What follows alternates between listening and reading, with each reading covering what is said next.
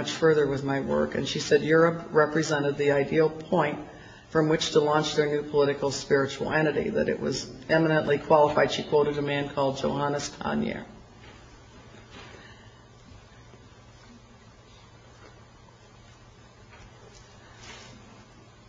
That was my first war. I started speaking against it, making presentations, trying to get the attention of anybody I could, largely unsuccessfully. We formed our own little group in Detroit. The priest that was interested had the idea that he could organize talks. He collaborated with my law partner, who thought I was spending too much time on it. He was right. And that instead of seminars for each and every client, we could invite people on Saturday afternoons to have coffee and cookies and meet in the library of their particular school. And so we did. We kind of had our own ecumenical group going. We had, you name it, we had Seventh-day Adventists, Baptists, Church of the Nazarene, Catholics, Episcopalians, everybody concerned about what I was showing them evidence-wise. And it stayed at probably about 35 people coming per average. People would come, and the same people would come back every time. And the priest of the parish walked in one day, the senior priest, and he said, "I'm going to have to check this out." And he said, "You talk to them for 5 hours, they sit on the edge of their seats. I talk to them for 20 minutes and they fall asleep."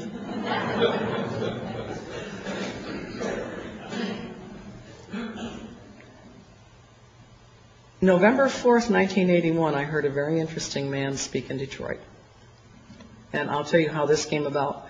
One day I went into that Mayflower bookstore, and I spotted a book called The Reappearance of the Christ by Benjamin Creme. And I bought it. Didn't think that much about it at the time. I had so many crazy books with similar themes. And the attorneys that I shared space with in downtown Detroit said, "Maybe you would like to use our computers to catalog these." I had the first Wang dedicated word processor in the office, but they had a TRS Model 3. And they said, "You're welcome to use our computer and get your own software, but you can use our computer," which I did.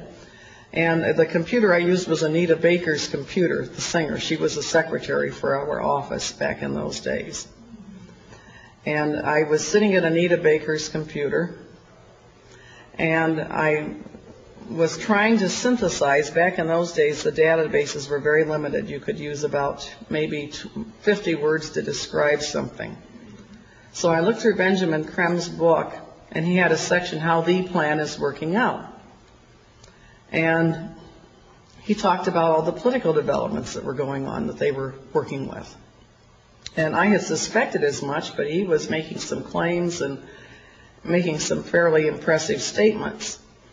And I wrote, you have to see this one for yourself to believe it. And I carried that book then with me night and day.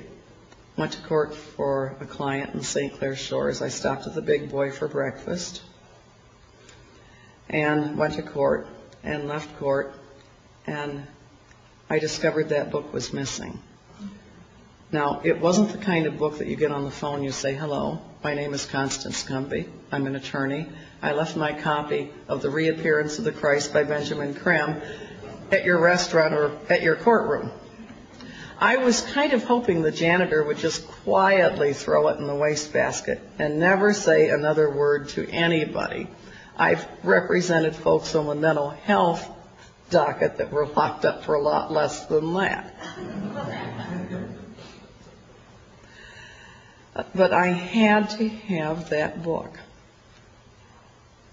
And so that night, I closed up shop early. I ran down to the Mayflower before closing time. And John Barneswell, the assistant manager who had sold me the first materials, the one I had encountered the first day, I said, "Do you have The Reappearance of the Christ by Benjamin Creme?" He said, "Nope, Constance, sorry, we're all sold out." They were well familiar with what my work was at that point.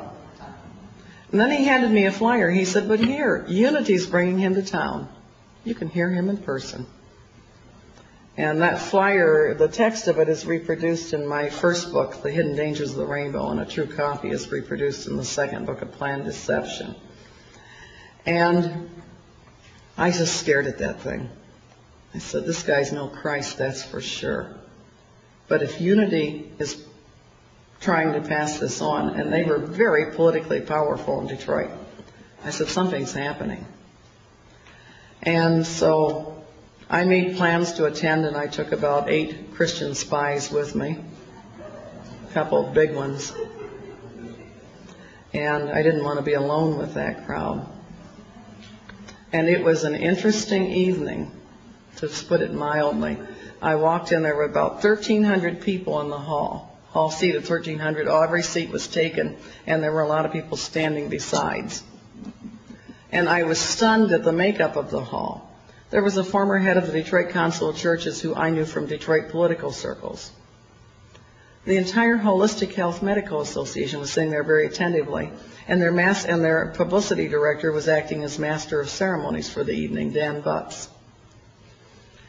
And saw lots of prominent people in the crowd, and I saw people that had been friends. I saw a former law partner sitting across the room, and my accountant was in the room.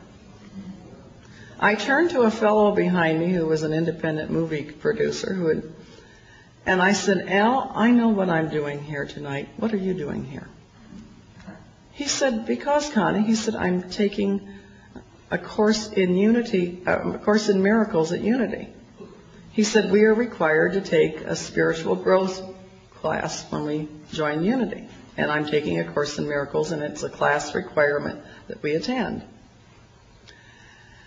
And I gave him a quick synopsized version of my objections to what was taking place that night, and he thanked me. And then Benjamin Creme walked in, and he did something with his hands. I don't know how to replicate it. It was like a wave. It looked something like that. And simultaneously, about everybody in the room but myself and my spies appeared to go into a very deep, instantaneous trance. And Benjamin Creme got up. He twisted his neck around it was as close to a 360-degree turn of a neck as I've ever seen. Normally, I can stare about anybody down. I did not want to try. His eyes were abnormally bright. I attributed it to the very expensive sodium lighting they had for the video series they were obviously attempting to make. I coughed. I did everything I could to try to break the spell on people, rustled the papers on my lap. When they took the first break, there was a rather heavy-set woman sitting there. I tried to come through, and she put her knees out so I couldn't move. I said, excuse me. She said, that will teach you not to rustle papers when he is speaking. I'm sure under normal circumstances she would not have dreamed of that type of social behavior. Well, Benjamin Creme had announced that after the break they should regather, and they would do a mass recitation of the Great Invocation. This is the prayer by Alice Bailey, from the point of light within the mind of God, may light stream forth, so on and so forth. It literally is a prayer